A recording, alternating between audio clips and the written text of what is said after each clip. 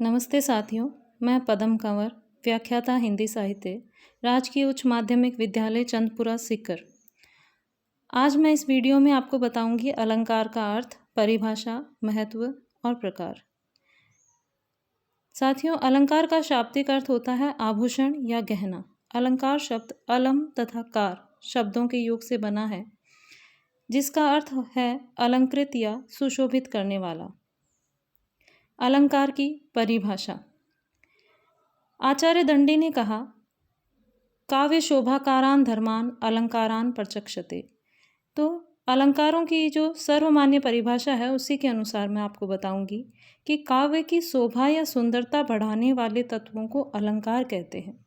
जिस प्रकार आभूषणों को धारण करने से नारी की, स्त्री की सुंदरता और शोभा और अधिक बढ़ जाती है, उसी प्रकार काव्य भाषा में, कविता में भी अलंकारों के प्रयोग से कविता के शब्दों तथा अर्थों में चमत्कार उत्पन्न होता है और उस चमत्कार के परिणाम स्वरूप कविता की सुंदरता या शोभा बढ़ती है और वह कविता अपने उद्देश्य को प्राप्त करती है, उसकी अभिव्यक्ति क्षमता बढ़ती है।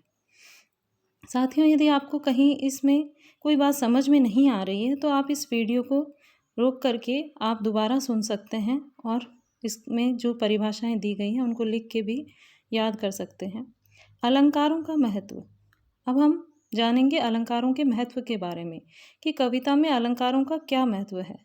अलंकार काव्य के उत्कर्ष में सहायक होते हैं। अलंकारों के प्रयोग से काव्य मनोहारी बनता है। अलंकारों के प्रयोग से काव्य में सजीवता और सरसता आती है। अलंकार के प्रयोग से कविता के सौंदर्य में, काव्य के सौंदर्य में चार चांद लग जाते हैं। इसलिए अलंकारों का अपना महत्व है। अलंकार साथियों तीन प्रकार के होते हैं: शब्दालंकार, अर्थालंकार और उभयालंकार। सबसे पहला है शब्दालंकार। शब्दालंकार जब अलंकार का चमत्कार शब्द में निहित होता है, यानी अलंकार शब्द में होता है, वहाँ शब्दालंकार होता है। यहाँ शब्द का पर्यायवाची शब्द रख देने पर भी अलंकार का चमत्कार समाप्त हो जाता है। अर्थात यदि किसी शब्दालंकार में, किसी अलंकार में जो शब्द इस्तेमाल हुआ है, उस शब्द के इस्तेमाल में यदि हम उसके स्थान पर पर्यायवाची शब्द रख देंगे उसका, तो वो अलंकार खत्म हो जाएगा। इसलिए इसको शब्दालंकार कहते हैं। प्रमुख शब्दालंकार निम्न है: अनुप्रास, लाटानुप्रास, यमक, श्लेष, वक्रोक्ति, पुनरुक्ति प्रकाश आदि, ये सब शब्दालंकार हैं।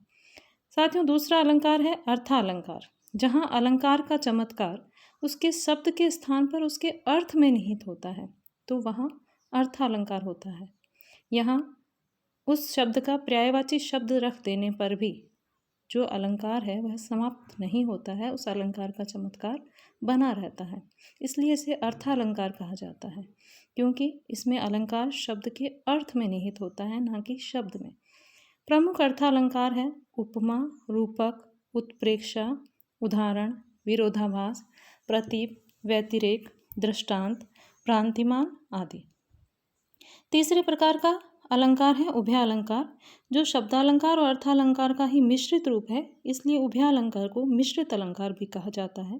यह शब्द और अर्थ दोनों पर आश्रित रहकर दोनों को ही चमत्कृत करता है। अपने अगले वीडियो में हम पढ़ेंगे शब्दालंकार और शब्दालंकारों के प्रकारों को जानेंगे। तो इजाज़त दीजिए, फिर मिलते हैं।